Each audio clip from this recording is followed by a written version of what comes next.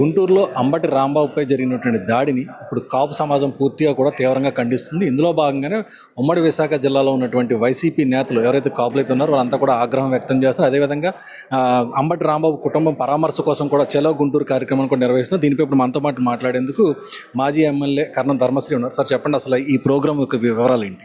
రేపు మా అంబటి రాంబాబు గారు, మా పార్టీ నేత అయినటువంటి కాపు నేత అయినటువంటి అంబటి రాంబాబుపై దుర్మార్గంగా ఆయన అక్రమ అరెస్టుని ఖండిస్తూ ఎట్టి పరిస్థితుల్లో ఆ కుటుంబానికి అండగా ఉండాలని, ఆ కుటుంబంలో ఉన్నటువంటి రాంబాబు గారితో పాటు అక్కడ ఉన్నటువంటి భార్యా పిల్లలు కూడా బెదిరించే ఇంటికి నిప్పంటించే కార్యక్రమం చేసి వాళ్ళందరూ కూడా ఈ అవసరమైతే హత్య చేయాలని తెలుగుదేశం గూండాలు చేసినటువంటి ప్రవర్తన చాలా దుర్మార్గమైనటువంటి చర్య. అది చాలా శోచనీయం. అందుకనే ఈ విషయాలన్నీ కూడా మన సామాజిక వర్గానికి సంబంధించినటువంటి వ్యక్తిపై ఇలా చేస్తూ ఎప్పుడు కూడా కాపులపై కక్ష సాధింపు చర్యలే తెలుగుదేశం తాలూకు ప్రధాన ఎజెండా. దీన్ని తిప్పికొట్టవలసిన అవసరం ప్రతి కాపు సభ్యుడికి ఉంది. కానీ ఈరోజు రాంబాబుపై జరుగుతున్నటువంటి కార్యక్రమం ఇది ఆ కుటుంబం కూడా భయభ్రాంతులకు గురై ఉన్నది. అందుకనే మా ఉమ్మడి విశాఖ జిల్లా నుంచి పెద్ద ఎత్తున మొత్తం కాపు సామాజిక వర్గానికి, ముఖ్యంగా కాపు సామాజిక వర్గంలో వైసీపీ పార్టీకి సంబంధించినటువంటి నాయకత్వం ఏదైతే ఉందో ఈ పార్టీ నాయకత్వం అంతా కాపు సామాజిక వర్గంలో ఉన్నటువంటి నాయకులందరూ కూడా, నేతలందరూ కూడా వైసీపీ పార్టీ తరపు నుంచి మనం అండగా ఉందాం. మన వైసీపీ పార్టీలో పర్టికులర్ వైసీపీ పార్టీ ఒక పక్క, మా సామాజిక వర్గ నేత మరొక పక్క ఉన్నటువంటి రాంబాబుకి మన అండగా ఉండవలసిన బాధ్యత మనపై ఉందన్న ఉద్దేశంతో పెద్ద ఎత్తున సుమారు 300 కార్లలో ఈ ఉమ్మడి విశాఖ జిల్లా నుంచి అందరం కూడా రేపు తెల్లవారి 6 గంటలు బయలుదేరడం జరుగుతుంది. 7:30 కల్లా పాయకరాపేటలో అక్కడ టిఫిన్ కార్యక్రమం చేసుకొని అప్పుడు లంచ్ కల్లా ఆ కుటుంబాన్ని పరామర్శించి మళ్ళీ ఈవినింగ్కి 5-6 గంటలకల్లా తిరిగి మళ్ళీ విశాఖపట్నం చేరుకోవాలనేది రూట్ మ్యాప్ ఖరారు చేయడం జరిగింది.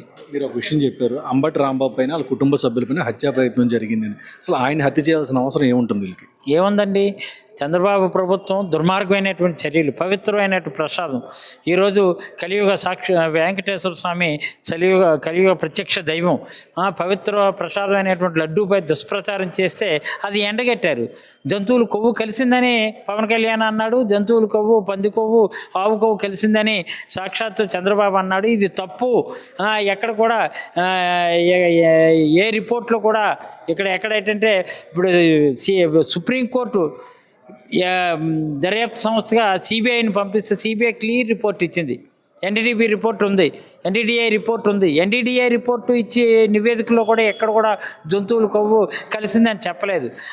అదే మా రాంబాబు గారు అడిగితే దాన్ని ప్రజలు తప్పుదో పట్టించడం కోసం వీళ్ళు దొంగ వాల్ పోస్టులు పెట్టి, వాల్ పోస్టులు కూడా ఎవరి పేరు పెట్టకుండా ప్రభుత్వాన్ని తప్పు లేనట్టు, అది ఏంటంటే ఇది వైసీపీ ప్రభుత్వందే తప్పు అన్నట్టు వాళ్ళు వాల్ పోస్టులు పెడితే ఆ పోస్టులు తీయమని అడిగారు.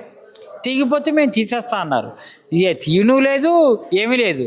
ఆ తర్వాత వాళ్ళకి ఇంక బుద్ధిని ప్రసాదించండి మేము దేవాలయాలకు వెళ్ళి మా పార్టీ ఇచ్చిన పిలుపు మేరకు, మా నాయకుడు జగన్మోహన్ రెడ్డి గారి పిలుపు మేరకు మేము అందరం కూడా దేవాలయాలకు వెళ్ళి కొబ్బరికాయలు కొట్టే కార్యక్రమం చేసి కూటమి నాయకులైనటువంటి దుర్మార్గులైనటువంటి చంద్రబాబుకి బుద్ధి ప్రసాదించమని వెంకటేశ్వర స్వామి దేవాలయానికి మేము వెళ్తుంటే, అలాగే రాంబాబు గారు వెళ్తుంటే అక్కడి నుంచి తెలుగుదేశం గుండాలు మూకుమ్మడిగా ఈయనపై దాడి చేసి, కార్లపై దాడి చేస్తే లకారాన్ని ఉపయోగించుకొని ఇష్టారాజ్య అన్పార్లమెంట్ వర్డ్స్ మాట్లాడితే దానికి ప్రతిస్పందనగా రాంబాబు గారు మాట్లాడారు.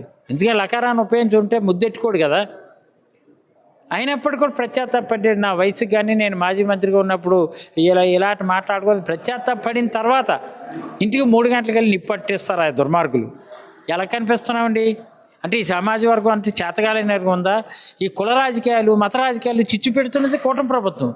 ఒకటి వేళతో వీళ్ళ పీకియాల అవసరమైతే వెంకటేశ్వర స్వామి చెప్తున్న రాజకీయంగా వీళ్ళు వెంకటేశ్వర స్వామి తప్పనిసరిగా వెంకటేశ్వర స్వామి ప్రసాదంపై దుష్ప్రచారం చేస్తున్నారు కాబట్టి వీళ్ళు ఎక్కడ మట్టాలో మట్టేస్తారు ఆ స్వామి. కలియుగ వెంకటేశ్వర స్వామి వీళ్ళు ఎక్కడ తొక్కాలో తొక్కేస్తారు, ఎక్కడ నొక్కాలో నొక్కేస్తారు. ఇది వాస్తవం. అందుకనే ఈ విషయాలన్నీ కూడా భక్తుల మనోభావాలు దెబ్బతనకూడదని వైఎస్ఆర్ కాంగ్రెస్ పార్టీలో ఉన్నటువంటి వాళ్ళని ప్రభుత్వం తాలూకు తప్పును ఎత్తు చూపితే మీరు నోరు మురించే కార్యక్రమాన్ని చేసినప్పుడు మేము తప్పు మాట్లాడనుకోండి, మీరు కేసులు పెట్టండి, చట్టపరంగా తెలియదు. ఇదే అంశం మీద పవన్ కళ్యాణ్ కూడా ఎవరైనా సరే దుర్భాషలాడితే ఖచ్చితంగా కలిపి దాడులే జరుగుతాయని అన్నారు. మరి దీన్ని మీరు ఏమని చూస్తారు? మరి ఆయన రాజకీయ ఆయన కూడా మరి మీ సామాజిక వర్గ నాయకుడే కదా మరి. అవ్వచ్చు. ఆయన సామాజిక వర్గం కాపులు అడ్డం పెట్టుకొని జనసేనని పెట్టుకొని మేము కాపులు అందరూ కాపులు ఓన్ చేసుకుందానికి ఆయనకి ఎటువంటి రైట్ లేదు. ఆయన ఏంటంటే ఏదో అక్కడ ఉన్నటువంటి కాపుల్లో ఒక సామాజిక వర్గాన్ని నాయకుడు ఉన్నాడని మా కాపు సామాజిక వర్గం కొంతమంది ఆయన ఆదరించారు. ఈరోజు చేదరిస్తున్నారు. ఆ రోజు ఆదరణ ఉంది, ఈరోజు చెదరిస్తున్నారు. అంచేత ఇటు పరిస్థితిలో కూడా ఒక ప్రజాప్రతినిధిగా డిప్యూటీ సీఎంగా ఉన్నటువంటి పవన్ కళ్యాణ్ అలా మాట్లాడడం తప్పు. బుద్ధి తెచ్చుకోవాలా. ఇప్పుడు రాజకీయ వేషాల కోసం, రాజకీయ మనుగడ కోసం, రాజకీయంగా లబ్ధి పొందాలని ఎంతకైనా ఇలాంటి పవిత్రమైనటువంటి తిరుపతి వెంకటేశ్వర స్వామిపై ప్రసాదంపై దుష్ప్రచారం చేయడం అనేది మంచి పద్ధతి కాదు.